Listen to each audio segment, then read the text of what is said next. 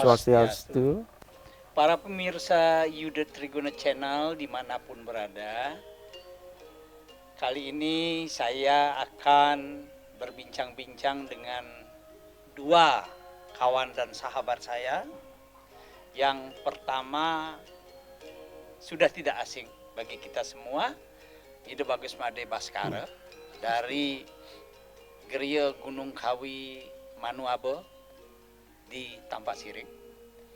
Yang kedua, yang di tengah ini, yang rambutnya panjang, yang ganteng, ya, beliau adalah Cokordo Putra, dosen di Universitas Hindu Indonesia dan seorang praktisi seni. Ya, semua sarang sami.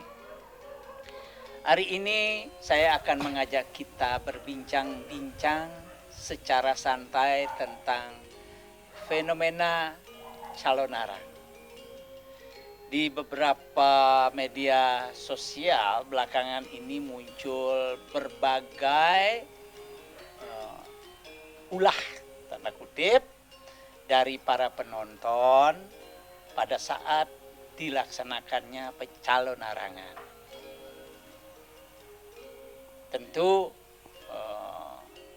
kita boleh setuju tidak setuju terhadap ulah itu, tetapi saya ingin menegaskan bahwa konten ini tentu tidak ingin menyalahkan siapapun, semata-mata untuk melakukan otokritik kepada diri kita sebagai penyangga kebudayaan Bali dan tradisi agama kita. Apakah sesungguhnya calon arang itu? Sepatutnya seperti apa calon arang itu dilakukan? Dan siapa yang harus membangun komitmen untuk taat asas pada etika, aturan, dan tata titi pecalon arangan?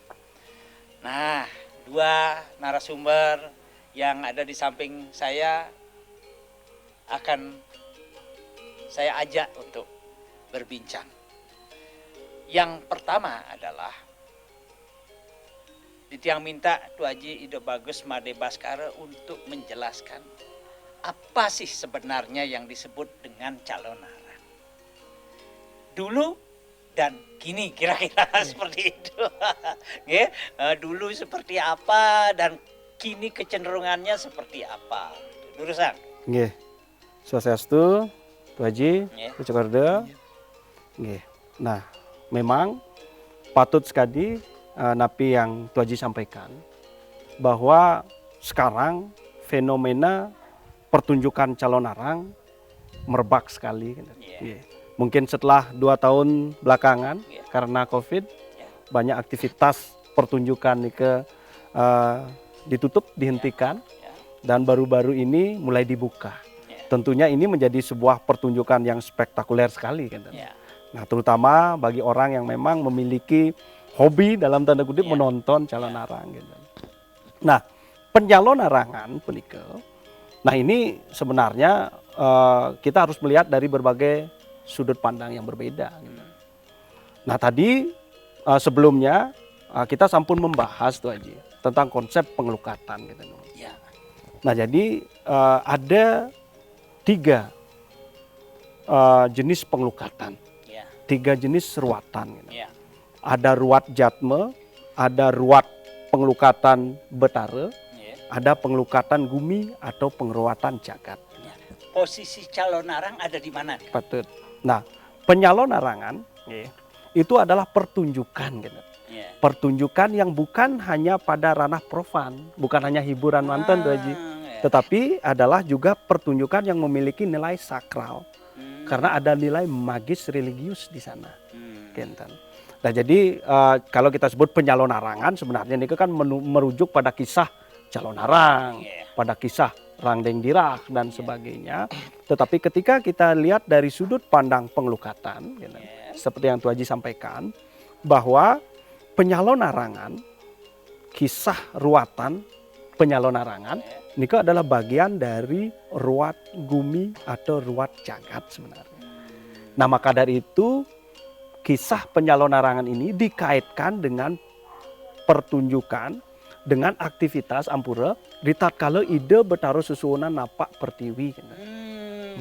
Jadi ini adalah sebuah pertunjukan yang bersifat sakral sekali. Karena ini mengandung nilai-nilai magis, simbol magis religius. Ide betara nedun napak pertiwi. Gitu. Napak pertiwi ini tentu tujuannya adalah untuk memberikan anugerah. Gitu. Nah makanya ketika kita kaitkan dengan ruat gumi, pada saat ide napak pertiwi inilah sebenarnya terjadi proses ruat gumi, ruat jagat. Itu yang mungkin sekarang terlupakan. Nah, ketika kita merujuk ke sumber sastranya, nah salah satu lontar yang disebut Babad I Barong Kalung namanya, atau Babad I Barong Papat, di sana memang menjelaskan secara detail sekali apa yang harus dilakukan pada saat nyolahang, barong ataupun rangne, karena ini saling berkaitan. Nah jadi proses nyolahan puniki bukan hanya sekedar hiburan, profan kemanten, tetapi ada kekuatan-kekuatan magis religius yang dilibatkan di sana. Dan perlu diketahui bahwa untuk orang yang nyolahan calon arang itu ada aturan tertentu yang harus dikuasai. Ada pakem di sana, termasuk juga nyolahan barong, ada aturan-aturan magis religius yang harus dia lakukan juga. Karena ini bukan pertunjukan biasa. Yang bersifat profan. Bukan profan, bukan hanya hiburan semata. Tetapi ada simbol-simbol, ada kekuatan upaya, kekuatan magis untuk ngelukat gumi. Nah Nikel. Jadi para pemirsa, calon arang adalah memang pertunjukan.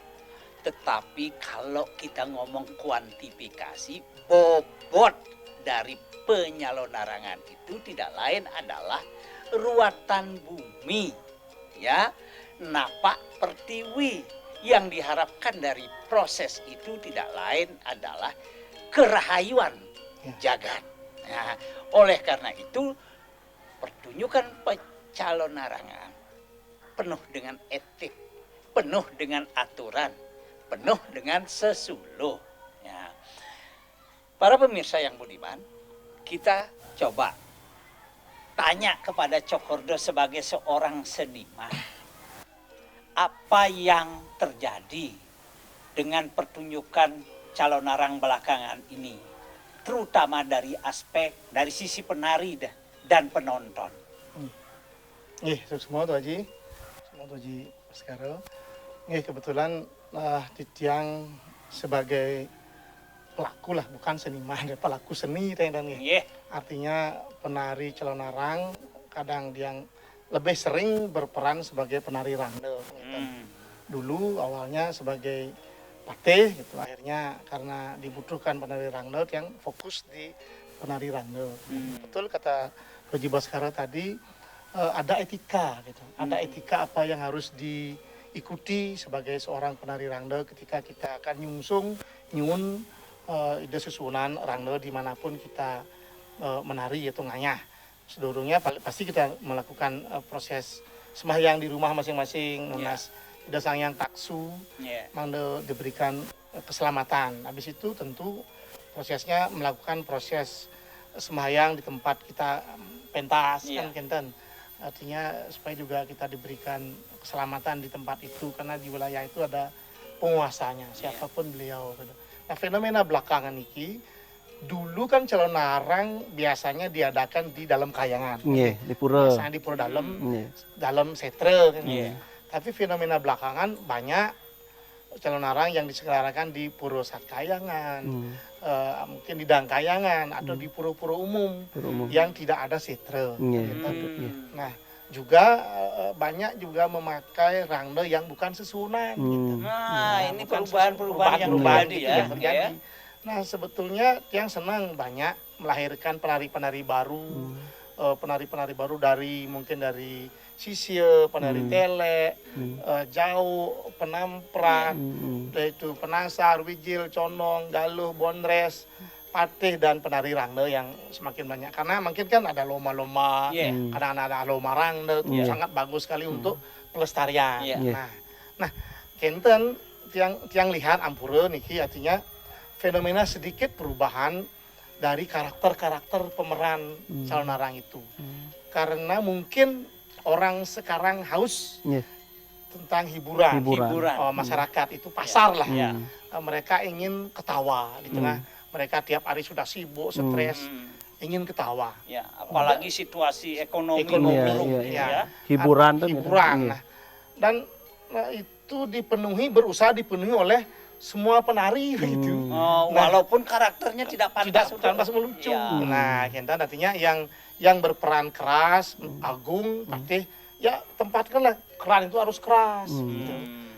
Yang berperan sebagai mata gede harus serem, harus serius menguasai tentang tata titi, tentang napi pesengannya ilmu pengiwa penengan kan kinten. Yang jadi penasar harus seken, gitu. Serius seken, juga condong. Artinya jangan semua mengambil peran itu juga patih juga ada yang lihat patih ingin melucu gitu. Ampuro banget nih. Itu autokritik juga untuk tiang artinya tetap ingin mengharapkan para sahabat sebagai pelaku menempatkan karakter kita sesuai dengan karakter yang kita perankan. Kalau jadi patih yang agung. Sesano manut linggih. Nah, patut. Jadi ketika patih keluar ya artinya Bonres itu mengagungkan patih, jangan patih itu seperti dibat-bat, melecehkan dan gitu. Melecehkan itu keagungan beliau itu walaupun ada unsur melucu sedikit, tapi jangan ada unsur seperti merendahkan kedudukan dari patih yang sebetulnya agung sekali. Itu ya perubahan saudara. Itu. Ada juga calon arang yang dulu tidak ada calon arang mendaging joget, ada dicampur. Apakah itu salah? Saya juga tidak tahu. Biasanya dulu tidak ada lah calon arang ada jogetnya, walaupun itu menghibur, tapi rasanya dulu itu belum pernah yang lihat. Mungkin perlu kalau toh ada joget dan dibutuhkan oleh masyarakat pada momen yang lain. Seperti Nikel kira-kira. Makanya bangke-bangkean juga seperti Nikel untuk bangke-bangkean dan mengundang-undang mungkin beliau yang lebih berkepentingan untuk tentunya bagaimana etikanya, bagaimana tentunya beliau tiang ten bidang di tiang Nikel tiang sekali kenten ngolah rangde wenten buku pakem rangde yang ditulis oleh Dr. Nyoman Catra gitu. Beliau juga mendapatkan di banyak tempat dan beliau tulis bagaimana kita nyungsung rangde, bagaimana napi mantra ketika akan baru ngelingihan itu ngambil lidahnya, ngambil rambut niket wenten kentennya. Ucapannya, mantranya, doanya wenten. Niket mesti diikuti. Kenten kira-kira ada perubahan bentuk, pakem, celana arang dulu dan kini. Ya, para pemirsa, tentu perubahan itu yang abadi. Tetapi kalau perubahan itu membuat tatanan rusak, juga tentu kita prihatin. Ya, perubahan tidak bisa dihindari. Tapi perubahan-perubahan yang bisa diseleksi, yang merusak diabaikan, yang memberi dukungan dan penguatan kita perkuat. Ini mungkin arah dari perbincangan ini. Oleh karena itu, saya kembali ke etik. Kita melihat Tuaji Baskara dalam pertunjukan calon arang itu kadang sekarang orang mengundang ada kesan nantang. Nah, ada kesan misalnya ingin menunjukkan keakuan gitu ya, keakuan. Sesungguhnya wenten ndak pakem etika sesuluh yang mengaruskan seorang pengundang itu mestinya seperti ini. Nah, kita kembalikan kepada sumber gitu maksudnya, ya. Nggih, susuma Haji Sekorda taler mau sampun mabah. Nah, jadi ketika kita pahami dulu konsep napak pertiwi. Jadi aktivitas napak pertiwi niki biasanya dikaitkan dalam proses upacara gitu. Jadi beliau disimbolkan napak pertiwi, jadi beliau disimbolkan turun dari pelinggih dan meican-ican gitu. Nah, meican-ican nika berkaitan dengan lila. Jadi beliau nika menghibur. Jadi memang tidak masalah ketika dalam pertunjukan penyalon larangan, ketika beliau napak pertiwi itu ada hiburan. Memang tidak salah punika. Karena itu adalah bagian dari konsep napak pertiwi. Meican-ican gitu. Ada yang menyebut napak pertiwi meican-ican atau melile cita gitu.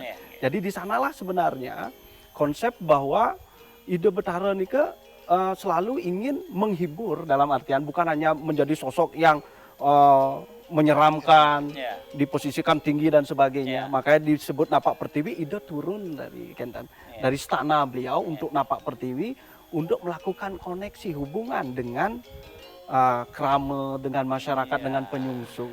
Dan tentu saja ada istilah meican-ican, ada hiburan di sana. Nah, tetapi tetap ada batasan.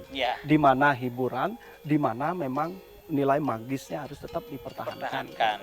Nah, seperti yang Tuh Haji sampaikan, patut sekali, benar sekali bahwa kalaupun ini dilihat dari sudut pandang hiburan, bisa, karena ini memang meican-ican. Nah, tetapi ketika kita lihat ini sebagai bagian dari ritus magis, ya memang seperti itu. Nah, tadi sampun dijelaskan bahwa prosesi napak pertiwi yang diikuti dengan kisah penyalon larangan, ini adalah bagian dari ruat gumi atau ruat jagat. Nah, makanya ketika kita menyebut ini sebagai ruat gumi, ruat jagat, itu bukan hanya pada bagian-bagian ceritanya saja, tetapi tentu melibatkan upekara. Di dalam lontar babad barong kalung, ini dijelaskan bahwa ada banten-banten khusus yang harus ditempatkan pada posisi-posisi tertentu pada saat ritus pertunjukan penyalon larangan, terutama kaitannya pada saat pengundangan gitu. Ada banten khususnya. Ini menandakan bahwa napak pertiwi, prosesi pengundangan itu adalah prosesi nyomil sebenarnya gitu. Bukan hanya pertunjukan mempertontonkan kehebatan, keakuan, bukan. Nah, makanya memang sekali lagi pada saat prosesi penyalon larangan pengundangan itu ada banten. Salah satunya diletakkan di kalangan. Nah, kalangan ini berarti di panggung, ring panggung pun ini ada banten di sana. Nah, biasanya di panggung niki menggunakan salah satunya adalah isin carik, isin pukat. Nah, ada yang menggunakan kodok, lindung dan sebagainya. Nah, niki sebenarnya karena ini adalah ruat gumi, ini adalah prosesi nyomil. Nah, banten ini dipersembahkan kepada berbagai makhluk halus, terutama yang tercipta dari kemampuan-kemampuan orang yang memiliki ilmu hitam. Orang neluh nesti penglihakan itu supaya tidak mengganggu wilayah nike, diaturkanlah saji ini Nah, jadi pada saat pertunjukan penyalon larangan, bahkan sekarang niki memang banyak, tetapi tidak ada yang menggunakan upekara puniki. Nah, jadi ini tentu akan terlihat sebagai hanya prosesi nantang saja, mengundang saja. Logikanya sudah diundang, setelah datang apa yang kita sajikan Nah, makanya di teks ini dijelaskan ada bantuan khusus seperti di pertigaan, itu juga ada bantuan khusus di sana. Kalau di pertigaan itu untuk arwah gentayangan ada yang mati salah pati yang tidak tepat prosesi upacaranya, supaya tidak mengganggu desa supaya somyo, diberikanlah bantuan puniki. Ada juga yang di perempatan, ada juga yang di batas setre nika ada bantennya, ada carunya di sana. Dalam konteks penyelenggaraan penyalon larangan. Dalam konteks penyelenggaraan penyalon larangan yang dilakukan pada saat ritual pengundangan Nah, itu makanya di lontar punika, orang yang mengundang punika itu adalah tidak boleh sembarangan punika. Jadi harus orang yang menguasai, paling tidak dia adalah seorang pemangku yang sudah membersih Mei Kejati. Karena setelah mengundang itu akan ada ritual ngaturan bantuan puniki di setiap posisi ini di kalangan, di pertigaan, di perempatan sampai di setre. Nah, ini kalau kita lihat siklus pertunjukan yang lengkap Jadi sekarang kan terlihat hanya sekedar mengundang saja. Setelah diundang kan tidak ada suguhan apapun di sana. Justru ini yang menyebabkan situasi desa banyak yang justru lebih rumit, lebih ruwet ketika selesai mengadakan upacara sekalipun ike. Karena upakara kelengkapan dari pertunjukan nike tidak disiapkan Nah, jadi kalau melihat dari teks nike jelas sudah bahwa pertunjukan penyalon larangan nike adalah ritual penyomian gumi, adalah ritual penglukat gumi, adalah prosesi ngeruat gumi pun terlihat dari Banten puniki yang Sangat memang tujuannya utama, nggih, sangat utama. Tujuannya ya. Sekarang yang terlihat apa? Pada saat proses pengundangan itu kadang-kadang maaf Ampuro, ada orang pemuda yang entah mabuk atau apa tiba-tiba dia ikut ngundang dan sebagainya. Itu kehilangan kan dan kehilangan Daya magis. kehilangan sudah tidak sesuai. Karena memang orang yang berhak mengundang adalah orang yang mampu juga memberikan saji-saji puniki kan. Itu yang harus dilakukan. Jadi apa yang Tuh Haji katakan bahwa sekarang ada fenomena puniki ketika kita rujukkan ke sastra, sastra ini memang bertegas bahwa pertunjukan penyalon arangan itu adalah caru punika, adalah pengelukatan punika, adalah ruatan gumi kan. Ngeruat gumi tetapi juga ada lilenya, ada meican-icannya, ada hiburannya. Dan tentu konteks hiburan itu jangan lepas. Ya tetap ada etika-etika di sana kan. Jadi tidak serta-merta menghadirkan lelucon yang di luar batas kan. Sekali tadi disampaikan Sanan Cekodo tiba-tiba ada joget di sana kan. Di pertunjukan penyalon arangan kalau dilihat dari pakem ceritanya kan ten wenten nggih penari joget nika. Jadi itu di luar punika kan. Nah, kalaupun itu dimasukkan asalkan nika tetap wenten sesana manut linggih sekali Tuh Haji bilang tetap ada nilai norma etika kepantasan di sana. Pantas tidak ada pertunjukan sekali punika kan. Walaupun konteksnya adalah meican-ican, hiburan sepenika tadi. Jadi saya kira perkembangan yang terjadi belakangan ini juga disebabkan oleh kealpaan kita semua. Patut. Ya, penari, ya, pengampu kebudayaan, ya, penyelenggara, sehingga masyarakat seperti bebas melakukan apa saja. Oleh karena itu, para pemirsa yang budiman, sekali lagi konten ini hanya untuk mengingatkan kita semua, mengingatkan diri saya, mengingatkan Cokordo sebagai penari, mengingatkan Indo Bagus Baskara sebagai sastrawan, ya, untuk kita bersama-sama menjaga agar tradisi adiluhung yang kita miliki senantiasa berada pada koridor tata titi sesana manut linggih. Dumugi konten ini mampu menyadarkan kita semua, mengingatkan kita semua agar kita semuanya melakukan rujukan dan mempedomani rujukan itu dalam laku berkesenian. Dumugi Rahayu. Terima kasih. Om Santi Santi. Om.